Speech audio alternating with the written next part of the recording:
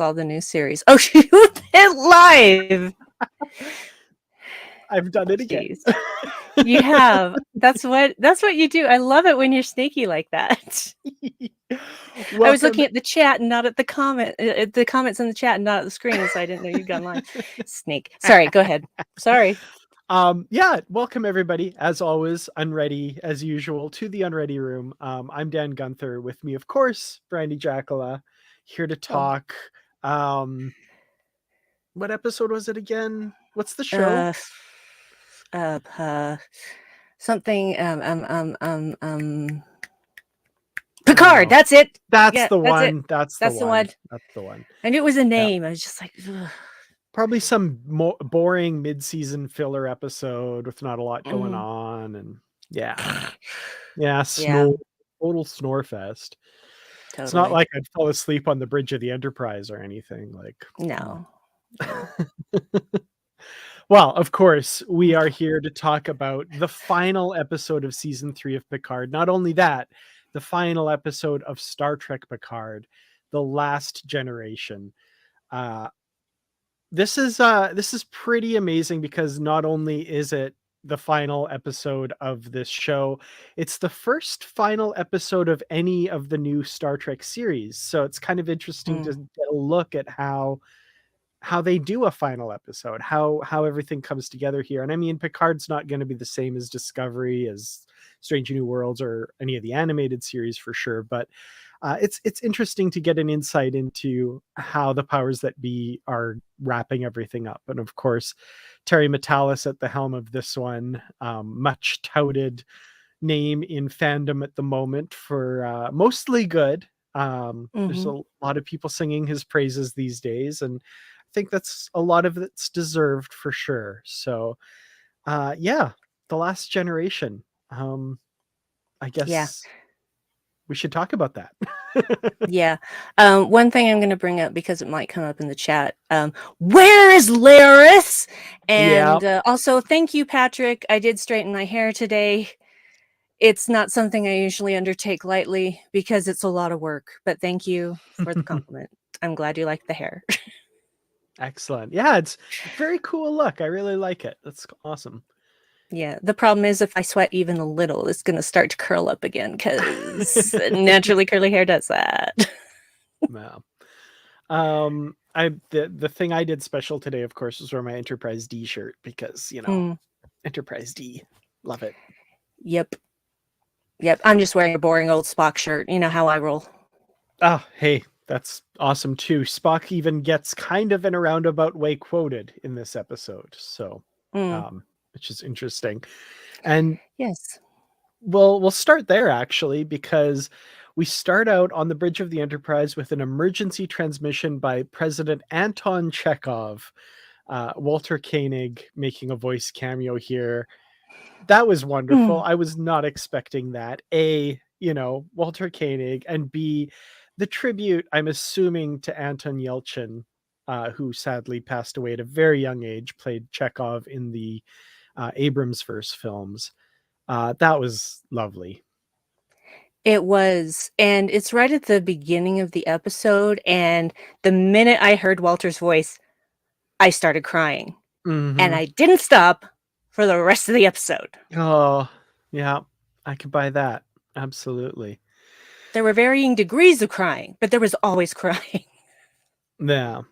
There's a lot here. I mean, also the transmission echoes a lot of what we've seen in Star Trek 4 with that Federation presidents: do not approach Earth, and an outlining of the issue, save yourselves, blah blah blah.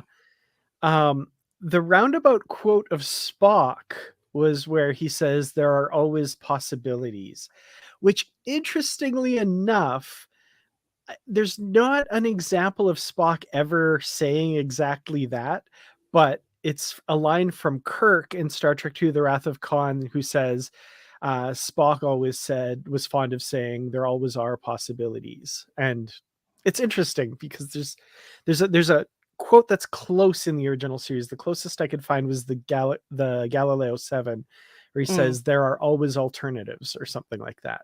But he never actually said there are always possibilities. So attributed by Kirk to Spock, but we never saw it on screen anyway. Well, maybe we will in Strange New Worlds. You never know. I mean, that's true. It could happen.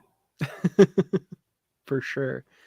So yeah, that was the first big surprise of the episode was Anton Chekhov, and of course the gorgeous flybys of the Enterprise D flying at warp towards the Sol system and approaching Jupiter, where they've detected this Borg ship and the transmission and stuff. And just all of them on the bridge. I'm going to spend a lot of this time gushing. I know it's all fan service, and I'm falling for it. I don't care.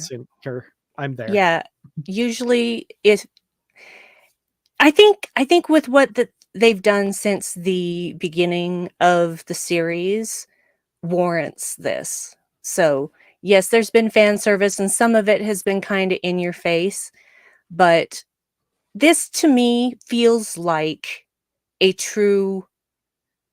This whole episode feels like a true conclusion. I wasn't that fond of the series finale of TNG.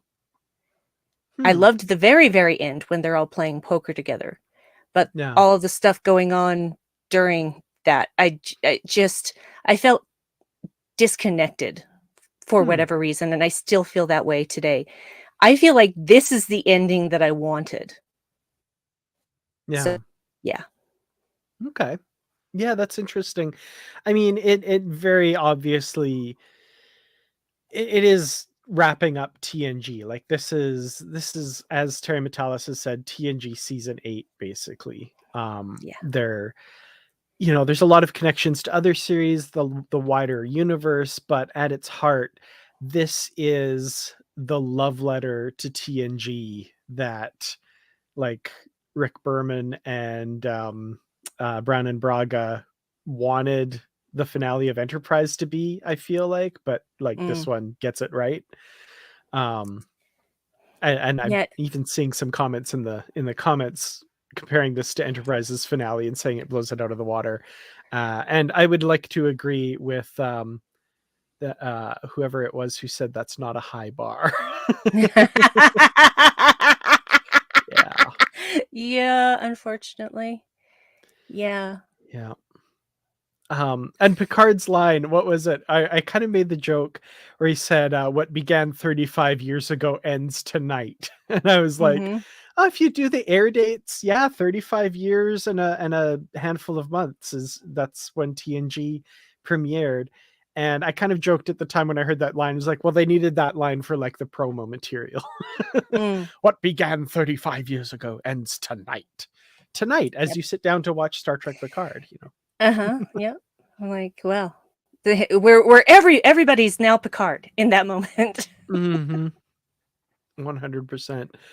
And it's one of those things where I went into this a little bit wary because there's so much expectation placed on something like this, right? A finale, wrapping up the season, wrapping up the show, wrapping up 35 years. Like there's a lot of expectation placed on this, and I know that no matter what, there are going to be people who are disappointed. So I kind of tried to keep that in mind and to not let that influence my thinking too much. And I think I succeeded because I was pretty much along for the ride for this episode, with a couple little question marks, one of which we've already brought up a little bit, but for the most part, really enjoyed this one. Yeah, same. It was, well, obviously, it emotionally destroyed me in a good way, not in a bad way. So yeah, I do that so much. I'm sorry, everyone. I have those little things that I do. I even turned to Dave after we had finished the episode, and I said, well, Dave, did they stick the landing? And he said, yep, I think they did. So, and he was really disgruntled, like even more disgruntled about episode 9 than I was. So for him to feel that way about this episode, just that's saying something. Oh, that's saying a lot, really, because Dave is discerning. No. He's discerning. about what he consumes. So No. This comment by Seal, and we'll get to the Q thing because I have a lot of things to say about that at the end of the episode and stuff. I like this yes. comment. I get Q being there to bookend the series, but I wish that had been Wesley popping in to see Jack at the end. Your comment just in my brain made me think that there's a lineup outside of Jack's quarters now. Like Q's in there talking to him, and Wesley Crusher pokes his head and is like, oh, okay, I'll wait.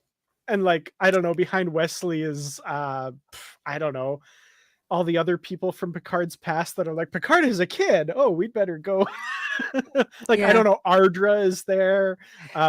Armis is hanging out. They're just all lined up, ready to. They're like, oh, this is the one, huh? We didn't think this was going to happen. We got to meet this guy. Yeah. Dash is there to entice him to go dig some archaeological stuff. I don't know. Yes. Well, that's the kind of stuff that he did before joining Starfleet, really. He was basically, almost a privateer. So I just 100%.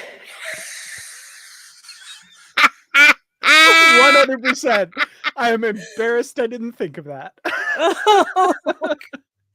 Well done. Just a lineup outside his quarters. I think that's hilarious. It'd be like, why do we have all of these guests? Shake cruise. What is?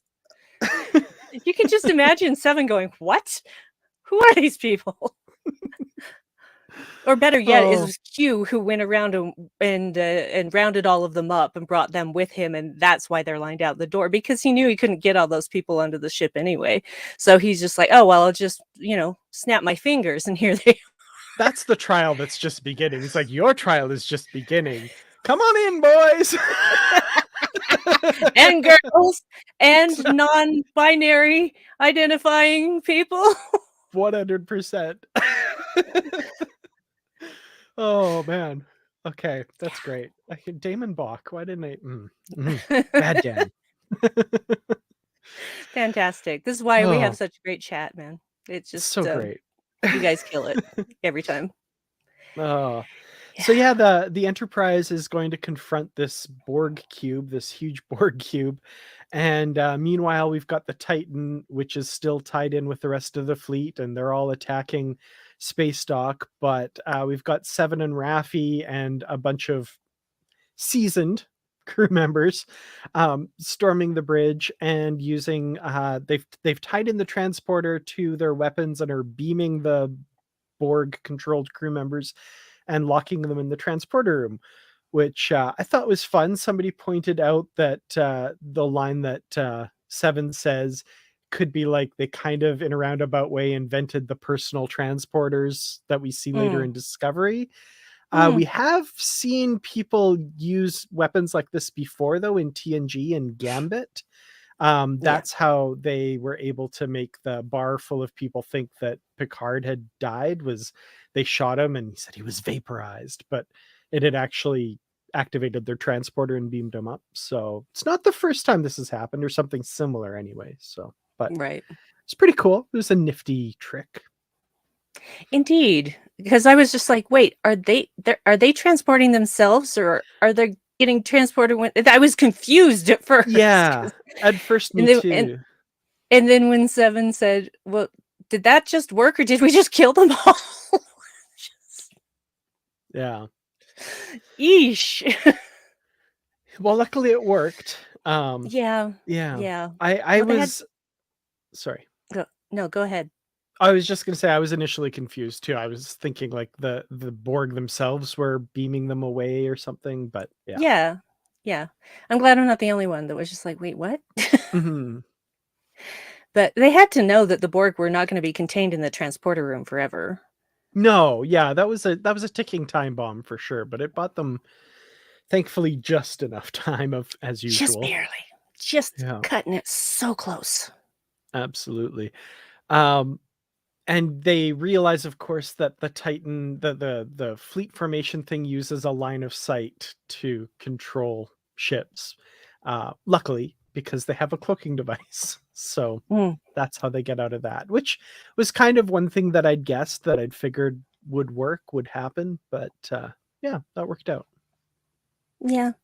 Well, I figured the cloak was going to come in handy for more than just, escaping the changelings and whatnot. So, I mean, Mm-hmm. you can't just install a cloak on a Starfleet ship and not use it more than once.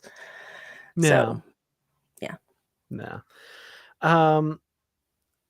I like, oh yeah, people are talking about the cook, who apparently is the one of the like the head of the makeup department or something like that, I've been hearing. Really? Yeah, That's and kind of cool. he's had a couple cameos apparently throughout like Discovery and stuff. And Nice. I haven't independently confirmed that, but I've seen some talk that that's apparently who that was. So that's pretty Hmm. cool. Yeah. Yeah. I'm just trying to figure out what race he is. Yeah, I don't know. Not Because he's got like the eyes and kind of the forehead of someone from Kylie 237, is that it? 279. It's episode 1 of Strange New Worlds.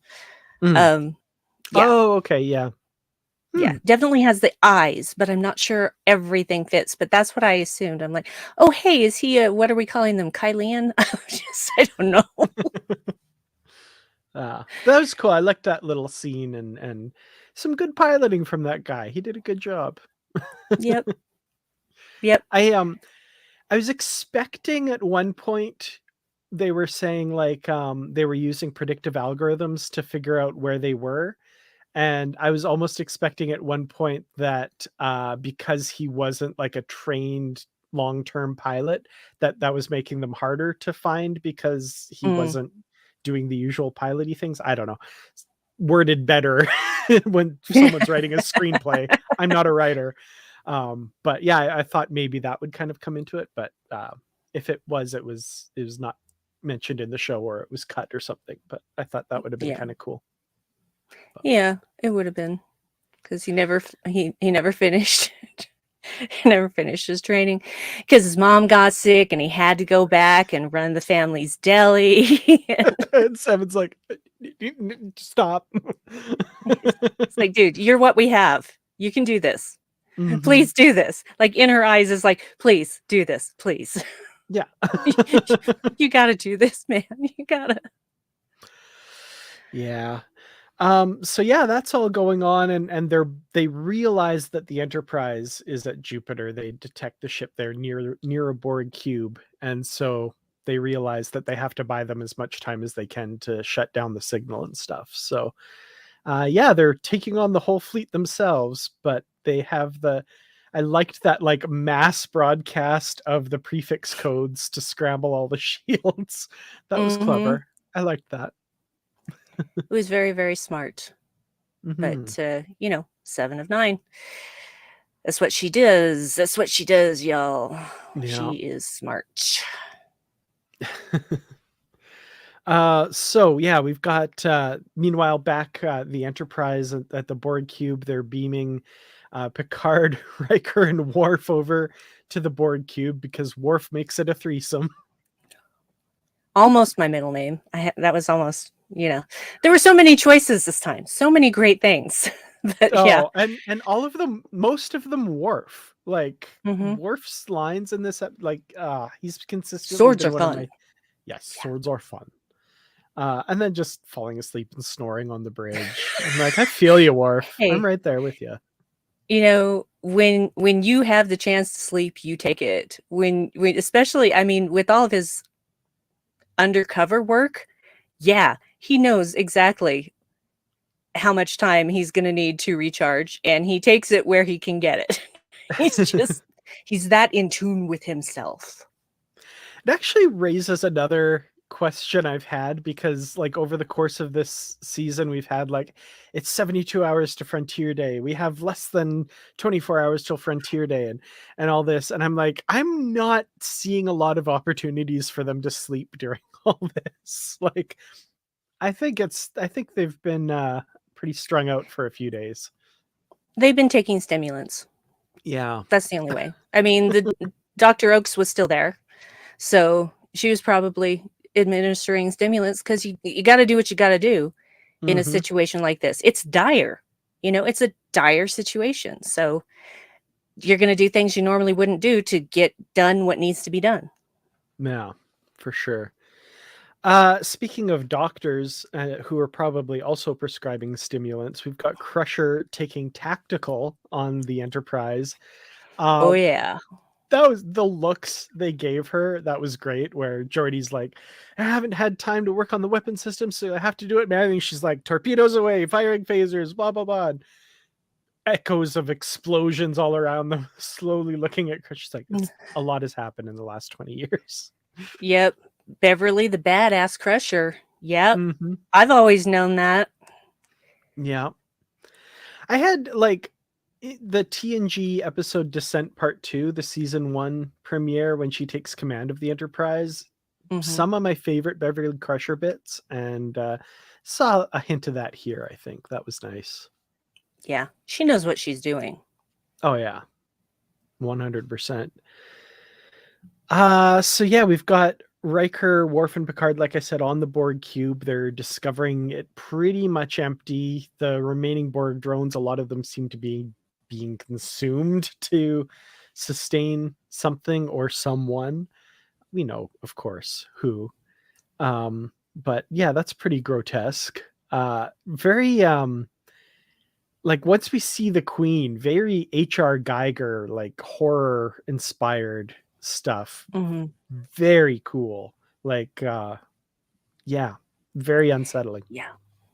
Yeah. And just to confirm for everybody, that was a body double. That was not Alice in the makeup. Yeah. She was the voice, because she was the first voice, and she will always be the voice of the Borg Queen. So not to give any disrespect to any of the other Borg Queens, but she originated the role, and I don't care what she's in. I love Alice Krige. She's just unbelievable in everything. And yeah, so I was just really happy to hear her voice again in episode 9, and to hear it so much in episode 10. Yeah, I love you, Alice. 100%. And the whole thing with the Borg and the Borg Queen, I thought that was really interesting. The condition they were in.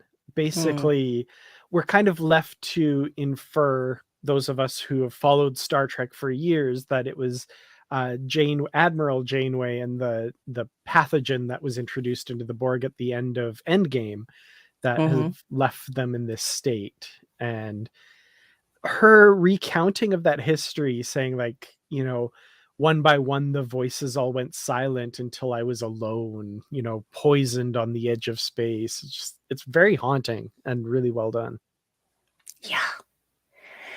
Yeah. And it wasn't too long ago that I rewatched Endgame, and I had forgotten about the whole poisoning thing. And so when she said that, I'm like, wait, is she referencing Endgame? I think she's referencing Endgame. But it had been a little while since I'd seen it. So thanks for confirming. I mean, it seems to me that's the thing.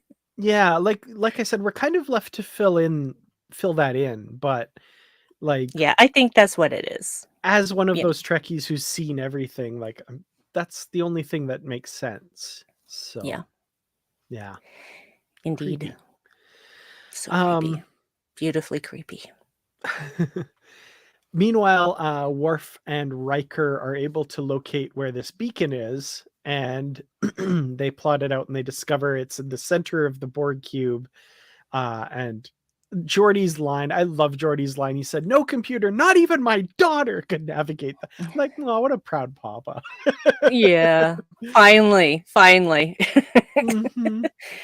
Yeah, I loved that scene, because you can see in Data's eyes before Geordi even starts talking that he's gonna figure it out, that he's got something up his sleeve.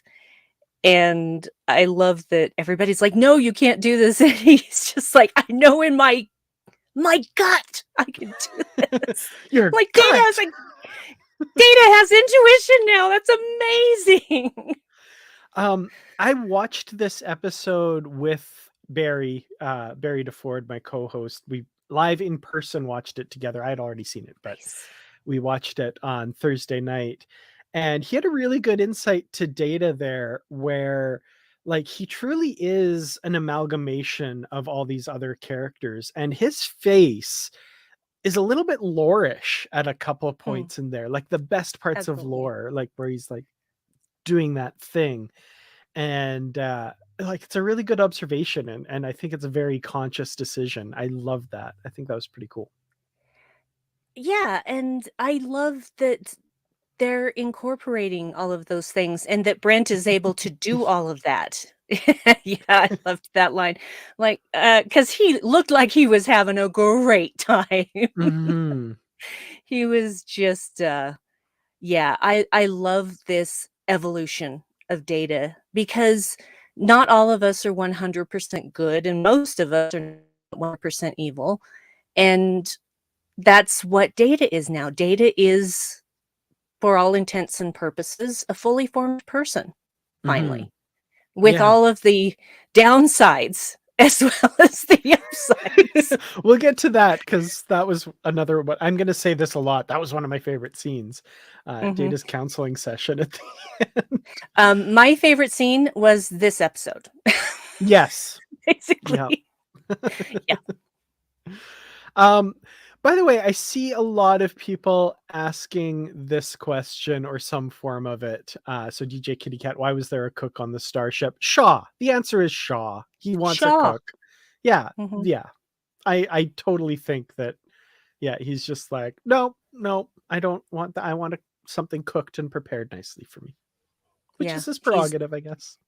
absolutely. Honestly, if you could have a choice between fresh food and replicated food, you're gonna choose fresh food every time. Mm-hmm. Yeah. It's totally Shaw. Yeah. It's totally Shaw. That's in my head canon already. So 100%. And Seven's gonna keep the cook on because she misses Neelix. So yeah, because I want to see that guy again. I mean, he helped save the whole freaking galaxy. So totally. definitely keep him on. Let's see him at the con more often, shall we? I mean, when Sydney's got to take a break sometime. So Yeah, absolutely. Okay, so there was something that was said last week, and it was, they've got all of the ships available at the Starfleet Museum. Why would they take the Enterprise D when they could take the Defiant, designed to fight the Borg, and blah blah blah?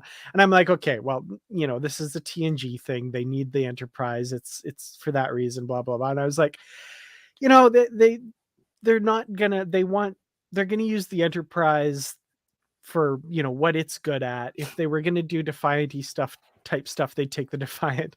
And then Data's flying the Enterprise through this Borg cube, and I'm like, maybe.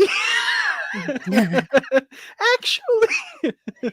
But then I realized, like, my initial premise, unless they're going to host a trade conference or mhm. transport some ambassadors from one planet to another, I guess they're not really doing Enterprise D things with the ship no matter what. So Yeah, well, it didn't bother me that they took the D oh, me because neither. Yeah. let's be honest, if you have your choice, you are going to take the ship that you are most familiar with. Absolutely. So that's my headcanon for why they took the D, because they knew the ship, they knew what it was capable of.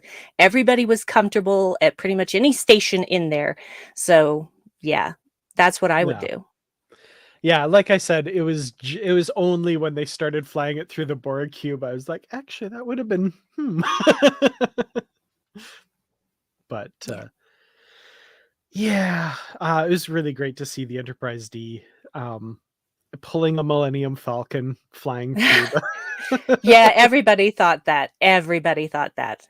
And don't tell Yeah, me you didn't, because you did. Y'all of did. course. Hmm.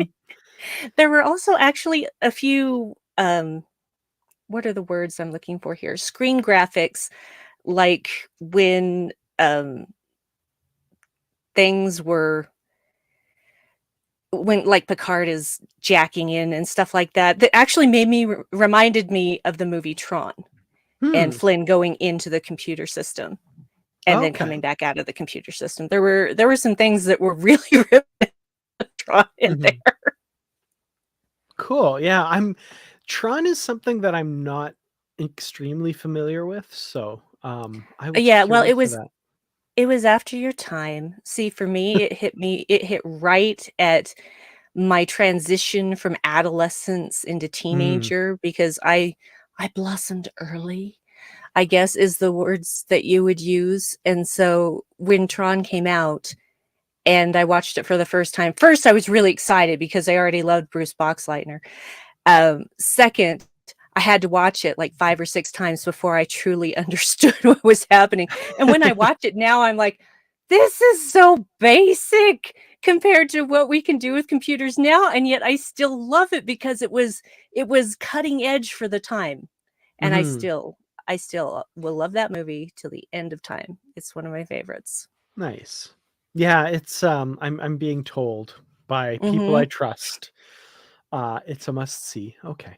All right. It's good. It's good. Especially I think it's even better for audiences now because we have the knowledge that we can understand everything that's Mm, going on in every okay. all of the technological stuff. So, it's a great movie, you guys. I love No. it. And I have the Cool. soundtrack and everything because, I'm a nerd. No. Well, shout out to Patrick for sharing, I'm assuming with the both of us, that video of the putting the Beach Boys Get Around uh set Yes. to Data piloting the Enterprise through the Borg cube. That was a lot of Yes. fun. It was so much fun. I watched it multiple times. Yeah. That I would have totally forgiven them for using that in the episode if Yeah. that's wonderful. It's like my favorite music video for that song now. I know, right? Because I don't even like the Beach Boys, but I was perfectly Mhm. fine with this particular redo of that scene. Oh, so cool. So yeah, they're piloting through this Borg cube. They eventually get to the transmitter, the beacon, but they realize it's tied into the Borg cube. If they destroy it, they take out the entire cube and everyone on board. The math of it is obvious. They come to the conclusion it has to be done, and their friends will have about a minute to get out of there before the cube is completely destroyed. And yeah, I mean, I guess it's kind of up in the air who will survive and who won't at this point. I'm just gonna put it out there right now. I am so glad no one else died. Like I'm really Yes. happy with, because that discussion had to take place in the writers' room at some point, where they're like, okay, are we gonna kill anybody major off at the end of this? Um, would it be justified? Would it not be? Should we? Shouldn't we? I'm really glad that whatever led them to decide, like, no, we're going to make sure everybody survives, both beyond what happened last episode, both our legacy crew members and anyone else related to them around them as well. So Raffi survives, Seven survives, the LaForge's kids survive. The bridge crew of the Titan that is left at this point survives. All the legacy characters survive. Perfect. Thank you. Thank you. Terry Metalis, I know you're not watching, but thank you. Yes. Yes, thank you. No. Yeah. I this phew, I had a thought and now it's gone. Gosh Mm, darn it. sorry. No, no, no, no, no, not at all. Um, yeah. Oh, it was something I was gonna say earlier. Uh, that Borg cube was super spiky, and it Yeah. reminded me of these blocks that I had when I was a kid that Hmm. basically had all of these little they were completely plastic, and they on every side, like, they were all different shapes, like rectangular, square, and all these things, and they had little basically what looked like little stiff bristles, and you could connect them by those bristles, and that's Oh what yeah. Okay. and That's that's seems what I was familiar. thinking when I saw it. I wish I knew what they were called so I could just send you a picture and Mhm. eventually oh, Oh, is that stickle it? bricks? I think it might be. Now I have to look it up and see. See trust my husband to figure this out. But everybody go to your phones and look up stickle bricks and see if that's what it is. Yep, That's totally, it. That's totally That's them. it. Yep. Yeah, it reminded me of stickle bricks. Thanks, baby. Nice. That's awesome. Yeah, I totally remember those. That's great. Oh no, that was, if they had more money for the finale, there'd be like 5 of them all come together and stickle brick together.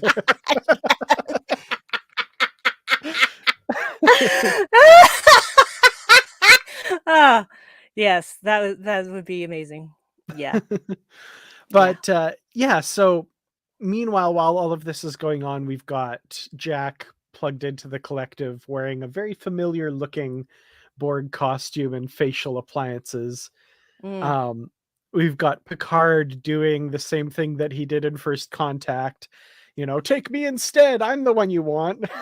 This time, the Queen doesn't even play along for a minute. She's like, I don't want you. Are you kidding? I've got Jack here. I've got Vox. I don't need Locutus. But Picard connecting into the collective and talking to Jack there. I mean, it made logical sense, I think, for the character and his arc, and coming back to the collective in order to do that, facing his greatest fear kind of thing, for his son whom he loves. Right. So, that was good. That was all. It's one of those things where if the finale doesn't check certain boxes, it's not going to work. So I'm kind of watching this going like, yep, okay, yep, that's got to happen. Yep, that's got to happen. But it's satisfying. I think it works really well. The one slight criticism I would have is there's a lot of focus on, obviously because the show is Star Trek Picard, Jack's relationship with Picard, and that's what kind of brings him back. But I would have liked a little bit more like, what about his mother? He's not been alone all these years, right? He's had his mother as well. And I don't know how you work that in when the show is supposed to be about this one thing. I would have liked a little bit more of at least an acknowledgement of that, more so than what we got. Yeah, I understand that, but Beverly has had him for quite some time, and Jean-Luc has only gotten to know him over a few weeks maximum. But exactly, yeah. he feels that connection because the whole thing about Jack being part Borg, that comes from Jean-Luc. Jean-Luc is the reason that happened. So he feels like a responsibility to humanity about that because of what the Queen is basically making Jack do. But he also feels a personal responsibility to be a father for the first time in his life. So I don't see how it could have gone any other way.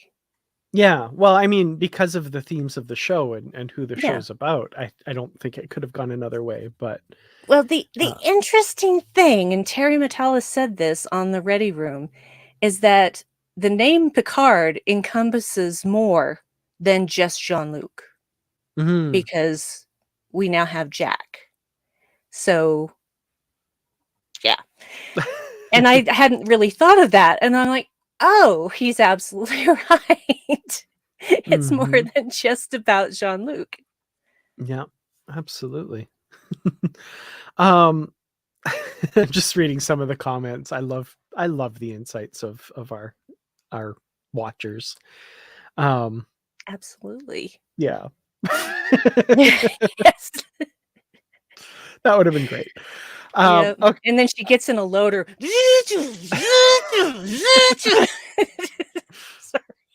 I'm sorry. No, I mean, not at all. Because that set is very, like you said, H.R. Giger, and guess who was the designer for the visuals and Alien? H.R. Giger. So there you go. Yeah, 100%. It all comes full circle. So Jack is convinced, and he leaves the collective, and the Borg Queen is left watching this all impotently. No. Well, she's just some shoulders on a rib cage at this point. The head and shoulders on a rib cage, and it's It's so gross and yet so well done. It's so well done. And I loved for a number of reasons.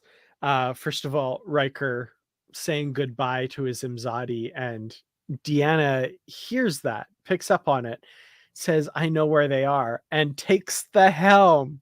Mm-hmm. Yes. Now, I need to go back and watch this part of Generations to absolutely confirm this, but looking at stills of it, I think it's the same camera angle and same move where she gets up out of her chair and runs to the helm, um, to take the helm of the Enterprise, as we saw in Generations. And Mm-hmm. you know how, like, there are certain lines, there are some certain moments that just stick in your mind. Yeah. Jonathan Frakes' delivery of Deanna, take the helm, get us out of orbit, just is all like, I love that delivery, and that scene is imprinted on my mind as Deanna takes the helm, and I swear they at least referenced that shot when putting Mm, together this part of the episode. yeah. And like, she pilots that ship expertly and perfectly there. Can we please, please, please put an end to the stupid jokes about Deanna crashing the ship? Like, she saved everyone on the Enterprise's life in Generations. She didn't Yes. crash the And ship. She no, landed the ship. she Anyway. landed the ship because there was no way to keep the saucer section in orbit. The ship Yeah. was going to crash. She saved everyone's lives, and the saucer was not so badly damaged that it couldn't be used again. Mm-hmm. Yeah. So all y'all that were making jokes about women drivers can suck it. Here, here. And I mean, I love that she took the helm in this episode and flew the Enterprise to where they were. Now, I haven't been there's not really any screen caps or videos available of the Star Trek The Experience ride, like the actual footage in Vegas, but something about them looking up and seeing the Enterprise swoop above their heads like that really reminded me of that when I Yes. took that ride. And like, I was just like getting severe deja vu from Star Trek The Experience. And I Mhm. wish I could like see that again to kind of confirm, but I that was really, I really felt like I'd seen something like that before, and I think that was it. You know, it didn't occur to me at the time, but with you saying that, I think you're absolutely right.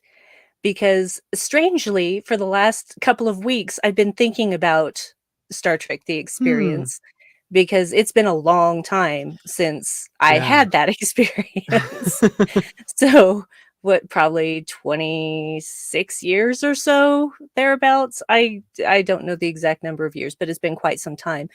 And, I was recently talking to another Star Trek enthusiast about it who had also, gone to that, and, he was like, "What's your favorite part?" And I said, "Getting transported aboard the Enterprise, thank you very much." All of a sudden, Mhm. it's like, "Okay, I feel really weird. What's going on? I'm on the Enterprise! It was I'm on so cool. the Enterprise!" Oh, anyone who's like not experienced that, I feel like, it's hard to explain how cool that was. It was amazing. It was amazing, you guys. I for all the people who did get to experience that, you know what we're talking about, and for those of you who didn't, it breaks my heart that you'll never know that joy and Yeah. amazement. Oh man. But yeah, that totally, I was flashing back to that, and they're beaming them up and stuff. The Enterprise is there and takes Mm, off. That was great. Also, so yeah, you could see the scorch marks from Viridian 3 landing on the saucer at the start of the episode. Absolutely. There's also like different hull panels just kind of missing here and there. And mhm, also, apparently, I don't think there's any time on screen that you can see it quite visibly enough, but there's shots of it used in promotional purposes. That little bit on the neck where like the Enterprise would say Enterprise, it actually says mhm. Syracuse, if you it apparently. Like Ooh, well, see, that's the he attention used to part detail. Yeah, because Jordy said he used parts from the Syracuse. Noise. Mm-hmm. Another really nice thing that I recall thinking about when, especially the second time that I saw this episode, is there's that moment where the Enterprise is just the camera's kind of panning over the saucer section, and you can see inside the windows to the bridge. You can Mm-hmm. see the consoles in the bridge, and I'm just like, beautiful. Mm-hmm. Beautiful. Yeah, lots of Enterprise D ship porn for me this episode. Really appreciate it. Yeah. I love the fat one. Yeah, the fat one gets vindication here. Everybody in the Federation loves the fat one now. Like, that. Yeah, absolutely. So yeah, they rescue them, they get out of there, and we get our, again, Lando piloting the Millennium Falcon out of the exploding Death Star 2. I was kind of waiting for the "Yoo!" as they take the Enterprise out, right? So Yeah, it wasn't quite as close as that as Return of the Jedi. Quite close. They were well out. It wasn't like flames were encroaching around them while they were speeding out of the cube. So it was not quite as close, but yeah. And man, there were a lot of explosions on that cube. I think that's the most intricate set of explosions I've seen of a Borg cube going the way of the dodo. yeah, it was definitely lit up the skies of Jupiter, that's for sure. Yeah. Yeah, are there people on Jupiter? I don't even I don't know. think so. There's Jupiter I think it's just Station nearby. But I think it's just a big gas giant. I don't think that there's a Mhm. way to have people on it. And Nope. honestly, when you look at a picture of Jupiter, what are you going to think when you see that great red spot? Huh? What are you going to think? You're gonna think, are there still Borg in there? Did Mhm. anything survive? What happened? So yeah. But yeah. Yeah, as Ricky says, there is there's flames like engulfing the shields of the Enterprise as it's almost looks like a meteor as it's coming out of the Borg cube. I thought that was a really Yeah. cool effect. That was interesting. It's visually stunning. Just all of the stuff with the Enterprise inside the Borg cube is stunning. Hmm. Yeah. So meanwhile on the Titan, while all this is going on, we've got the space dock has fallen, all of the ships are targeting all of the major cities of Earth, and the Borg in the transporter room have escaped. They've taken out the cloaking device, and it's like, last minute, like true Trek tradition here. It's down to the last second. The Borg are going to retake the bridge, and that's, basically the moment the Borg cube explodes and the beacon is shut down once and for all, and everybody kind of snaps out of it. The one thing that I thought during this scene, we've got Sydney LaForge, and she's like, I'm sorry, and Seven hugs her. The camera goes to everyone else, and I was like, somebody please give Mira a hug too. Like, he really needs a hug. All these kids need hugs. Like, Yep. All of oh. Well, we didn't see all of that. I'm sure that everybody got hugs, I'm sure everybody got individual hugs, and then there was group hugging. So, because what else could they do? They were dead in the water. So they were just, it was just a nice little hug fest. Yeah. That was an emotional moment, and of course Geordi seeing his daughters on the view screen of the Enterprise, that was wonderful moment as well, for sure. So knowing Yeah. his kids are safe. Yes. Now, it's at this point that I'm looking at like the running time of the episode, and there's still like a third of it left.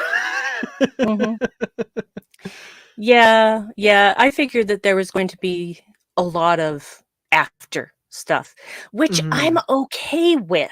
100%. I Because could have used with more. yeah, I agree. It's just like I like the after stuff because I hate it when it's just like, oh, we won. And then it's like, what happens now, though? There's still unanswered questions here. And is Seven in trouble? And how many people are actually like, oh, wait, they're telling us most of the people that Changelings captured, they still needed information from them. So they kept them alive. And I'm like, Tuvok's alive somewhere. Yes. And then we get to see Tuvok. I was just like basically sobbing at that point. Yeah. To answer this question, that was Jupiter Station. That's Jupiter. So that's an orbit of Jupiter somewhere. So Jupiter's huge though. So It's so big. Reason it's yeah. called a gas giant. Mm-hmm. It's huge. Yeah. Yeah, I've seen it said this is the return of the king of Star Trek, right? I mean, we get ending after ending after ending, and I could have used with 10 more. Like, honestly. Yep. I wanted them to stay with all of this for as long as possible. Agreed. So yeah, like you said, Tuvok's alive. He's debriefing Seven. I am of the honest belief, and I actually just saw this morning, there's an interview out where Terry Matalas said the intention was to have Kate Mulgrew and Garrett Wang in the final episode reprising their roles here. And I honestly think, as much as I loved this scene with Tuvok and Seven, and there's certain things with it being Tuvok and Seven make it a really good scene, I feel like this scene was originally planned to be Janeway. I don't know that for sure, but like, it makes sense for the character, right? And that sort of thing. So as good as this scene is, and I love that Tuvok's there, that would have been the perfect place to have Admiral Janeway, of course, which has been name dropped all season, right? So right. And Terry Matalas has said that was his hope, that was what he wanted, but budget. Yeah, budget it just was is not what in happened. the budget. Yeah. I wouldn't be surprised if this scene was shot at the same time as the other scene with Tuvok was shot. Like, I would bet, we have him for a day or two or whatever. Let's get these, save as much money as you can, right? I don't know that for sure, but that would make sense to me. But I love that scene. I thought that was great. And of course, referencing the name you've chosen, we get to see Todd Stashwick as Shaw again with the crew evaluation for 7 of 9. And that was wonderful. And so 7 resigns. Tuvok shows her the evaluation. And then that line, resignation denied, Captain. Yeah. And the shot of 7 where she's like got tears in her eyes and she's appreciative, but she still finds time to do that like mini eye roll of hers. So perfect. I loved it. Just like yes. Like I love that. Yeah. I loved it too. I loved seeing Shaw again. Yeah. I'm gonna miss that guy. Gonna miss that guy. Because the more I learn about Todd Stashwick, the more I love him. He's just a great person. He's amazing. Such a nerd. It's just, I want to see him in more things, and let's hope I get he gets to meet him resurrected. next weekend. Oh, I hate you. I'm sorry. Tell him hi for me. I will. I will. I say Brandi Jackola says hi, and he'll be like, okay. Yeah, Brandywine12 on Twitter, y'all, says hi. I bought your Mystic Libations book.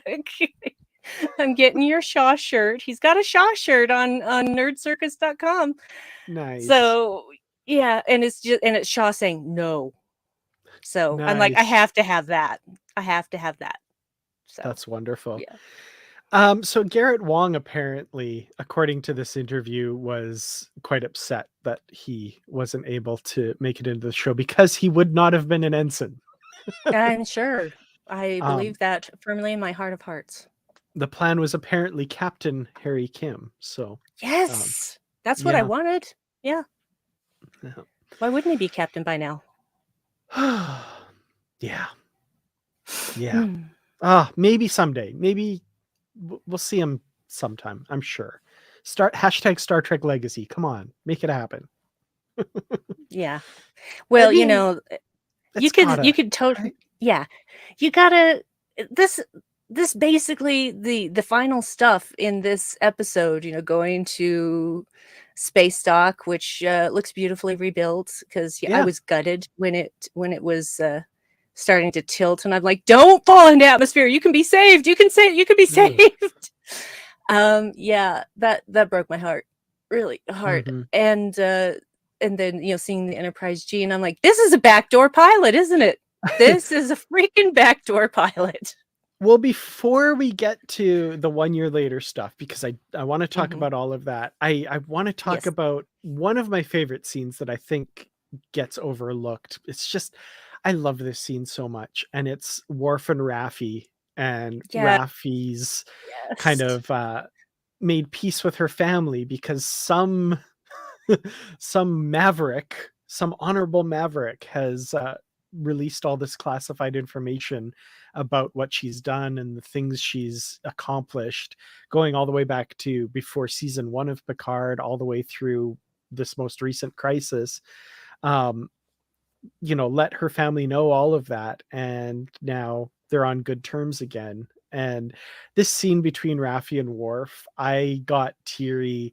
When Mhm. Worf says, "Be well, Rafaela, warrior of the House of Musiker," and she says, "And you, Worf, House of Martok, continue to be a warrior for peace." I loved that. That was, and then Worf hugs her. It's not that Mhm. Worf is hugged. Worf goes in for the hug. Mhm. Oh, ah, I Yes. was, I was weepy. It was great. Yeah, like I said, I was crying through the whole episode anyway, but that was one of those moments for me where I'm just like, Mm, where you just hyperventilating because you can't stop sobbing. Yeah, that was me. now, oh yeah. So we've got a bunch of stuff happening. There's also the counseling session with Data, which that was wonderful. Um, I love that little bit of exploration of Data, and it's different than, like, we've got Data back, but it's not just Data back. That line he Mhm. says that it turns out that being human is just as difficult as striving to be human, and the things he's dealing with.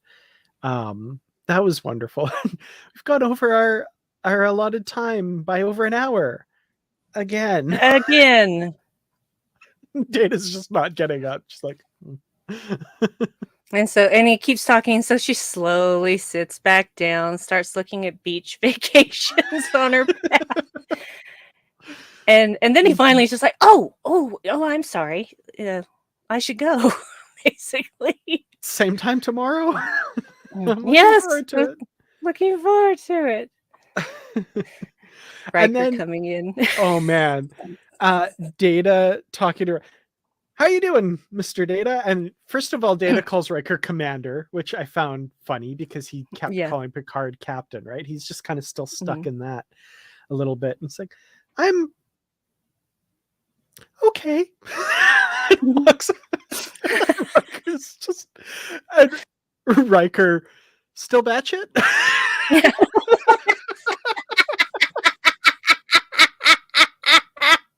I was crying laughing at that. And Deanna just It like, was so stop it. good. So good. Oh my god. So good. Oh, that's what I miss Yeah, these characters already. Oh man. I do Um, too. I think they're even better now than they were in their heyday on Next Generation. hmm Well, they're so comfortable in their, Mhm. like, they've played those characters for so long, and uh, you know, reinvented them a few times with Data and Worf and stuff, but still at their core, they're so good together, right? They play off each Mhm. other all so well. Um, yeah, that's exactly what I can't talk about patience, but yes. Yes. Yes. Um, we've also got the final farewell to the Enterprise D, which thankfully was not destroyed again. in this episode. It's now residing in that empty berth that the Titan was sitting in at the Fleet Museum. And we get that shutting down of the bridge, Majel Barrett's voice again, and Riker, I miss that voice. Yep. And I thought I'm done crying, and then he says that, and I'm like, yeah.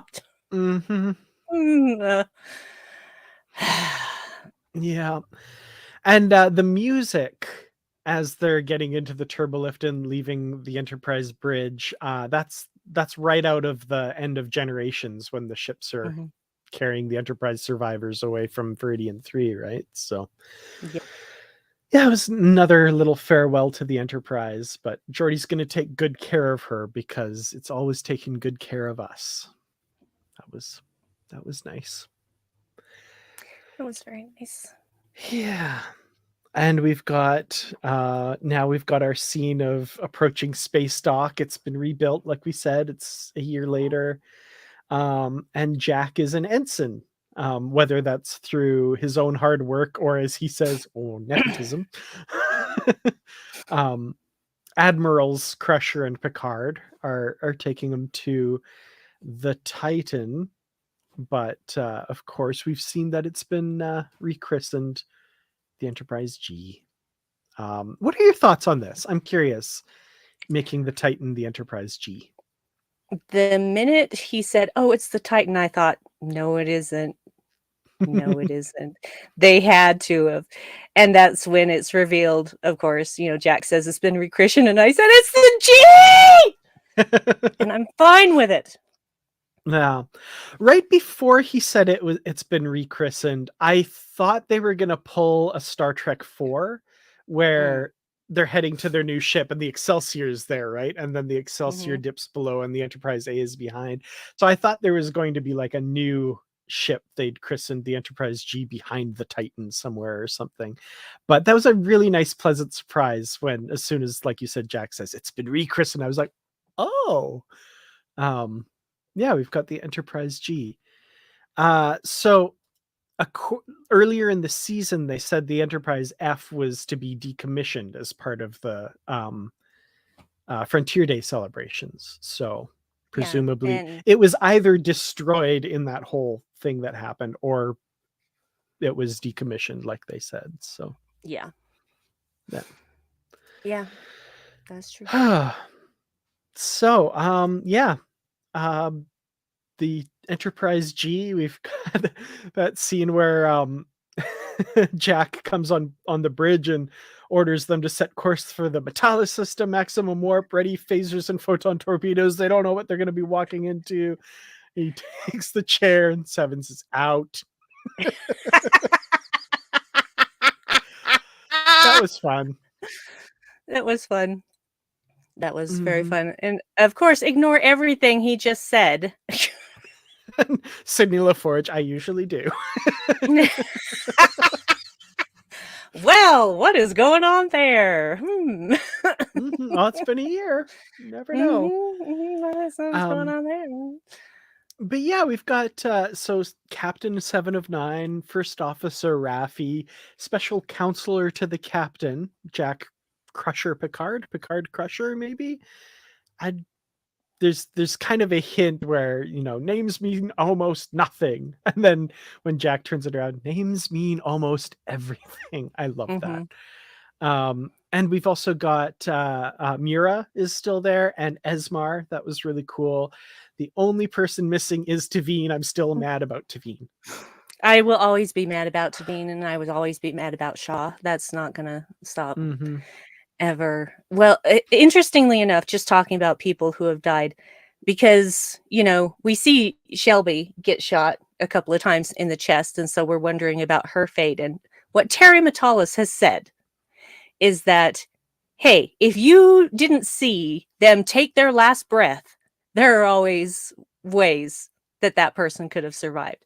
So basically he's hinting that if we didn't see them actually expire like we did Shaw, then, they might show up again later. You don't know. Yeah. I'd love to see Elizabeth Dennehy again as Shaw. As Shelby. Yeah. Because, when I was watching The Best of Both Worlds when it originally aired, part 1 and part 2, I knew immediately that Elizabeth Dennehy was going to get a ton load, just a huge load of crap for being basically such a bitch. Oh, And right, yet, yeah, because it was the 80s, it was Mhm. the 80s, early 90s at that point. And there was still that whole resistance, and there still is today, of a woman owning her power and owning her knowledge. And she was freaking right. She was right. Mhm. And so, and the thing is, she used to have people come up to her at conventions and tell her, "Oh, you were such a bitch. I hated you." And then, now conventions nowadays, that never happens to her. Mhm. People will come up to her and say, "At first I didn't like you, but then I realized, oh yeah, Shelby was totally right." And so Yeah. she doesn't get that animosity anymore. And Hmm. I'm very glad that we have evolved to that point, but you know that there are still people out there that feel the way Yeah. that they did when that episode aired. Well, I mean, I personally know people who hated Roe, and same reasons, right? Like, same Mhm. thing. Yeah. She shook that place up. Like, that place needed Mhm. shaking up. Come on. I loved Roe. I love Michelle Forbes. Anyway, Well, another one. did we see her body? Did we see her take her last That's breath? true. No, we did That's true. not. That's true. Just saying. I'm just saying what Terry Matalas said. Just Mhm. saying what he said. But so yeah, we've got the crew of Titan taking off. We've got Seven saying what her command to go to warp is going to be, but we don't hear it. She basically sharp intake of breath, and we cut to the Titan warping Mhm. off. Um, and from there we go to the 10 forward lounge where Guinan frustratingly is apparently just off screen. Mhm. Yeah. But yeah, budget, I know, I Budget. know. Yeah. Um, but yeah, we got our final poker game, which I thought that was fun. Oh, Data and his limerick, he never quite Yeah. gets to There finish. was a young lady from Data. Data. I always wanted Always to wanted. finish that. That's Yeah. great. Well, and here's a great thing that I also found out from watching today, which was held until today, so that people could avoid spoilers. That ending poker scene, they let the cameras run for 45 minutes. Mm, And yes, there was a little bit of scripted dialogue, and the rest was all them. The that's rest was all improv. yeah. You get And that them just, impression for sure. yeah, just them enjoying each other, being friends, playing poker. And it's beautiful. It's beautiful. It's one of the, I think it's the best possible poker scene we could have had for this ending, and I appreciate that they went back to that. Well, what's fun too is the camera move at the end as the music swells and the credits come up mirror my thoughts because Mhm. it's pulling up away from the table and all good things obviously is the reference, right? It pulls up from the table, goes out through the hull as the Enterprise flies off into the sunset kind of thing. As the camera's pulling up, my thought was, I don't want to leave. I don't want to Mhm. leave. And it gets to the ceiling and just hangs there and Mhm. stays there. And I'm like, yes, this is what I want. And then as it gets to the title, it goes back in, right? And I'm like, thank you. I don't want to leave. So that was cool. Like it just mirrored how I was feeling, right? So Yeah. I love that. It was a beautiful scene, and it was made all the better by just letting them improv and ad lib. Mhm. Yeah, 100%. And so we get the mid-credit scene, right? We get those credits, and then we go back to the Titan, which was a nice, pleasant little surprise there. The poker table turns into this star with the Titan in front of it, and Jack's unpacking his bags, and we hear a familiar voice, and of course, Q, the first in this lineup of people outside of Jack's door waiting to Meet the son of Jean-Luc Picard. Yeah.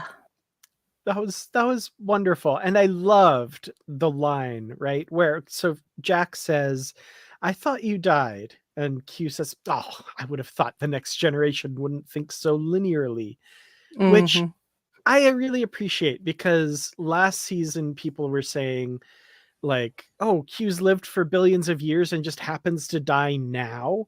And I was like, now is not a concept to the Q. Like, No. Q could have lived for billions of years more, and then for whatever reason, at the end of his life, came to Picard at this time, because Picard's been always been his favorite, as he says, and for some reason he wants to see Picard now at this point in his life. Like, space and time don't mean anything to a Q. So Mhm. yeah, don't think so linearly, right? I Yeah. really appreciated that. And like, even the way his makeup is done and stuff, he looks more spry, and he's got that glint in his eye that he didn't quite have last season in Picard, right? Like, this is Mhm. a more vital Q. So I liked that. Yeah. Yeah, Daddy Q is back, y'all. Mhm. Mhm. Mhm. Mhm. I'm Yeah. here for it. And bring It's capes back.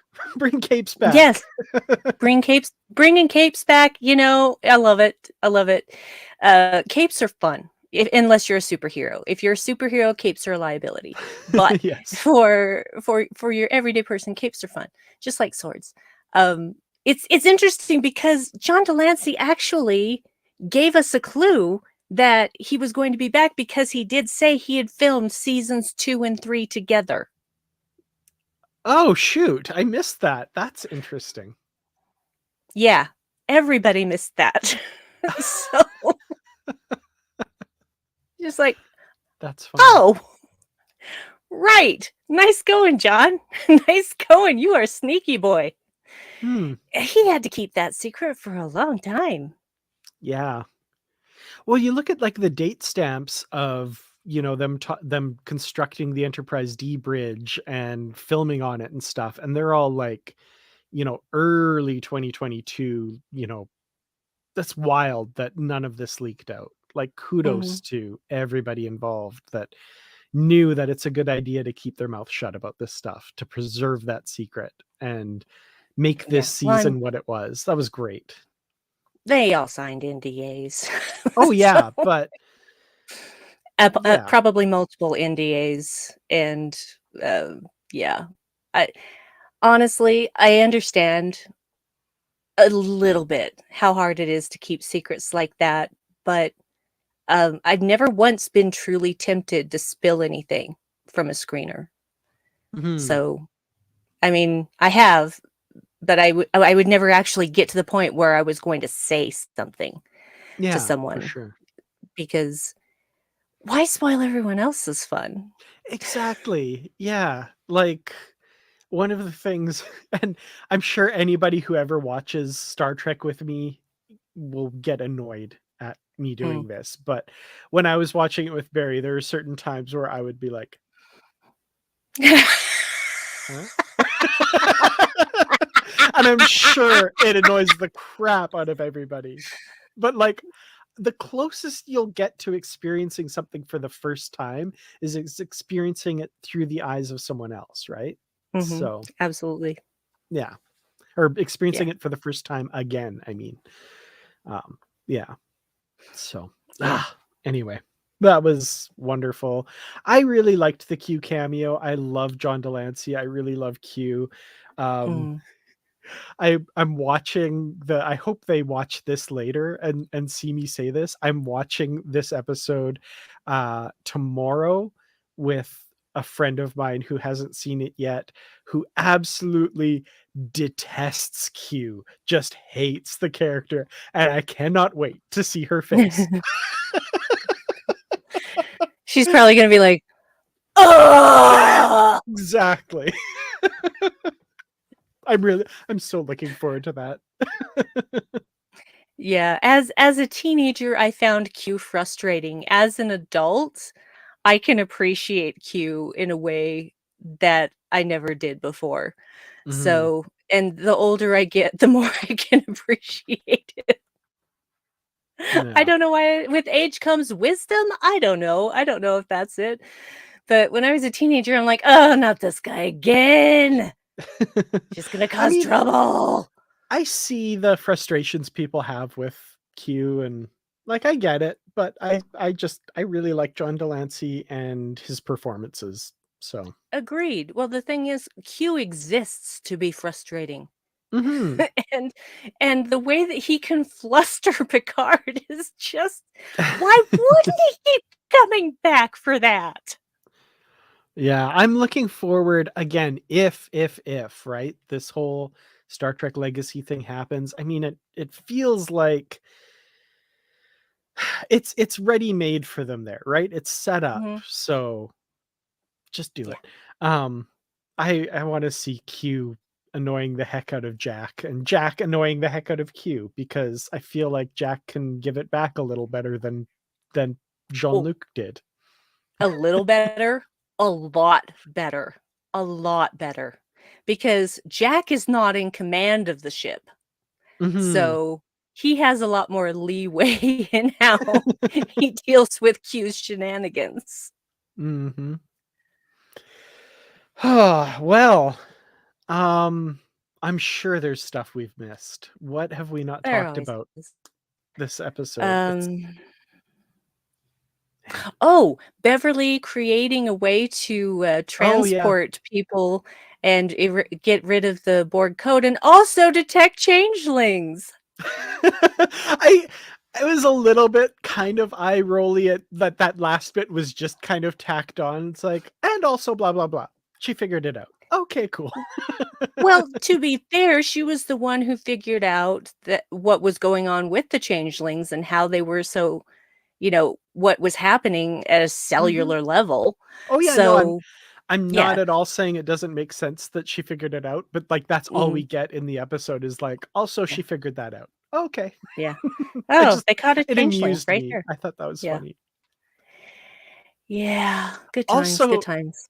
the camera stays on that guy who's a changeling for just a little bit too long. Like if you rewatch Mhm. it, it's kind of awkward. They're holding his arms and he's like, He's trying to change too, and he's like, I can't. I can't. Why can't I turn into slime? I don't know. She did something there. She did something. oh, I just feel like the camera should have changed maybe half a second earlier. It seemed like Mhm. the actor was like waiting for them to say cut or something. It Like was weird. something. It was weird. It was weird. I agree. Mhm. Um Oh, the comm badges are changed. They're no Yes. longer that like metallic gray. It's gold behind it now, which I Mhm. like that. I like that change. Yeah, those are going to sell out on fan sets pretty fast if they haven't already. Yeah. Yeah. 100%. Um all right. Well, with that said, final thoughts and somehow a rating for this episode of Star Trek Picard and Star Trek Picard season 3. And maybe if you want Star Trek Picard as a whole, but I think season 3 is kind of its own entity. So Yeah. Well, um, final thought. Star Trek Picard has been kind of uneven for me as a whole. I liked mhm. season 1, did not like season 2, and loved season 3. So I kind of have run the gamut as far as my reactions to this series as a whole. For this season, yeah, episode 9 frustrated me, but I understand how it fits in the whole story. And apart from, not wrapping up what happened to Laris. That still bugs me. Ugh. That should Is have she been the just in? post-credit scene is just her sitting Yeah. at the bar going, Yeah, I was just like, is she just still in that bar? So, and honestly, I didn't mind all of the afterward. I like that. I like it. mhm. I think that it wraps things up better. It's more satisfying when you get all of this information. And s- I was I haven't cried that much during Star Trek since probably the season finale of Strange New Worlds. No, no, I take it back. Season finale of Star Trek Prodigy. I cried a lot during that too.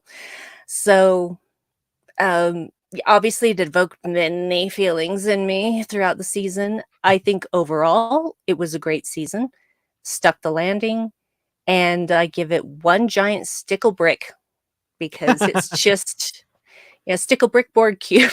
It's just, it hit all the right notes for me. Yeah. Yeah, I loved this. I mean, it is one of those things where I went into the season a little bit skeptical because, Mhm. as much as I love the legacy characters, I felt they were giving short shrift to the characters we've seen in Star Trek Picard. But I knew that they were going to win me over just because I love these characters, right? I love Mhm. that they're getting a strong goodbye, the reunion of everybody, but also the tying in of the Enterprise D and a lot of the stuff from TNG and Seven of Nine, I think was wonderful. I love Rafi. I'm Mm. glad that they carried her over. There's just so much in this episode, and the multiple endings where it just didn't end. I'm right there with you. Like Mhm. I was Picard in the first episode of season 1. I don't want the game to end, right? Like that's how I Yep. felt this whole time. So, um yeah, man, what to rate this? I'm going to give it one great big Stardate 1 of Nice. Star Trek Legacy. Like, give us the sequel, give us the continuation. Come on, do it. You want to. Yeah. Um, it feels similar to me about, in the middle of Discovery season 2 when it first started being like, this Pike is awesome. He should have his own series, and that kind of groundswell started. I have that same feeling now, and I feel like, yeah, they should probably do this. Like the Mhm. hashtag at that time was hashtag they built the set, right? Yeah. They have the sets, they have the actors, they have the characters. I just heard an interview with Ashley Sharp Chestnut on a great podcast, Trek Untold, where she says like she wants to be in that Starfleet uniform forever. She loves that character and would love to play that character forever. Awesome. Mhm. Get everyone else on board if they're not already on board in secret that we don't know about, because Yeah. they should do this. Yeah. I agree. I agree. And just to be fair, speaking of Strange New Worlds, and when I heard Anson Mount was cast as Pike, I'm like, oh hell no, this is gonna be awesome. Like I Mm, immediately knew what kind of Pike he was going to be, and I was not disappointed. And yeah, by episode 1 of season 2, I wanted that series. yeah. And look what we did, y'all. We got it. Um, Yep. Speaking of the poker game, Terry Metalis did say that hopefully that's going to be on the Blu-ray that entire 45 minutes. Oh my goodness. Wow. So he's like, maybe that'll be on the Blu-ray. It's like, if you say maybe, it's probably going to be, and I really hope that that's what they do because I would Oh love man. to just sit there and watch those friends play poker for 45 minutes. I would just have that on in the Ambient background. Well, noise, yeah. yeah, Hmm. totally. Hmm. Like Yeah. screw the warp core and bridge sounds ambient. Just have the Yeah. TNG crew playing poker. Yeah, Yep. I'd fall asleep to that. Same. Same. Awesome. I did see a question here. Um, but I can't find it now. But somebody asked if we're going to be doing live shows before Strange New Oh yeah, Worlds. I can see it. But I can't Um, highlight it because I'm not the commander of this ship.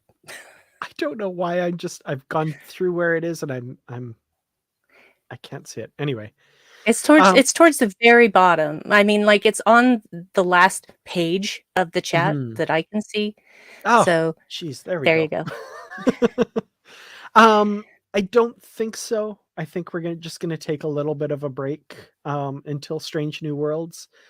Lots of new Trek, and yeah, I think we'll just, I don't know. I haven't talked about it with you, Brandy, but that's kind of my instinct. Dude, it's your channel. So Well, you're one half of this. I appreciate being a half of this. So yeah, it's all good. I'm flexible either way. So, whatever you Yeah. want to do is fine by me. So it's all good. Yeah, it's basically a month off, pretty Yeah. much. A month and a bit off, right? So 8 weeks. yeah, 2 months. 2 months, fine, Yeah. whatever. Well, no, 2 months would be, 60 days, whereas 8 weeks is anyway, Yeah. sorry. It's 56 days. Anyway, yes. Yeah. But yeah, we'll be definitely back to do Strange New Worlds. I'm really excited for season 2. That little teaser Same. trailer we got, that was Oh my fun. god. Okay, how does Spock end up drinking with Klingons is what I want to know. I That am was so there great. for it. Yeah. Do we get to see drunk Spock? I want to see drunk Spock. Now I'm thinking of like Star Trek 5, The Final Frontier, right? Where they're around the campfire and said beans and bourbon, an explosive combination. Do you think Spock can handle that? And Bone says, "Are you kidding? With that Vulcan metabolism, he could eat a bowl of termites and it wouldn't affect him." And then Spock says, "As you are so fond of pointing out, Doctor, I am half human." So he's half human, Yeah. Maybe Yeah. he's recollecting this time he was drinking with Klingons or something. Maybe there was some Klingon equivalent of beans involved. Gach, Yeah. perhaps. And maybe that particular, situation is what spurs him on to open a dialogue with Chancellor Gorkon and There you try go. to get peace between the Klingons and Federation. Yeah. And I've got to say, Paul Wesley as Kirk, his delivery of the line, "I'm from space." I love that. That was perfect. Actually, you're from Iowa, but you work in space. Exactly. But his difficulty with revolving doors was amusing. Also, La'an's reaction to him. What is going on there? It's like, girl, are you getting hot under the collar for Mr. Kirk here? Oh. Yeah. Anyway, Looking forward to lots it. to look forward to. Strange New Worlds. That first season, I think, was probably one of the strongest first seasons of any Star Trek show ever. So Agreed. looking for. We've also got the crossover, right, between them and Lower Decks at some point. So we didn't see anything from that, but no, they would not dare spoil that in a teaser trailer. nope. No. Well, yeah, we'll definitely apologies, by the way, for those of you who didn't want any spoilers for Strange New Worlds teaser. I'm seeing comments. I apologize. Sorry. But yeah, we will be back when that premieres in June, and we'll be talking about that. So yeah, 8 weeks from today, be back here. Yeah, 100%. Somebody tell Wellington we're done talking about Strange New Worlds. We won't say anymore. Yeah. We're done talking S and W. There we go. Sorry. Yeah. Sorry. So yeah, all that's left is to say where you can find us for the next 8 weeks. The Positively Trek podcast is still going, of course, and the Positively Trek discussion group on Facebook is a fun place to talk Trek. Be nice to have a little bit of a fallow period. Basically, we don't have any restrictions on spoilers and stuff so anymore for a little while. So lots of great discussions happening there. And Twitter at Kurtrats, Mastodon at Kurtrats at mstdn.ca, and Brandi. Brandywine12 on Twitter, Brandywine at ravenation.club on Mastodon. Those are the places you'll find me posting stuff about what I'm doing, which, I don't do a whole lot right now. And that's okay. I am an introvert and I don't have a lot of time always to just sit and scroll through social media. So yeah, basically Patrick keeps me up to date on everything. He's constantly sending me stuff. And I was like, dude, if it weren't for you, I would be living in seclusion.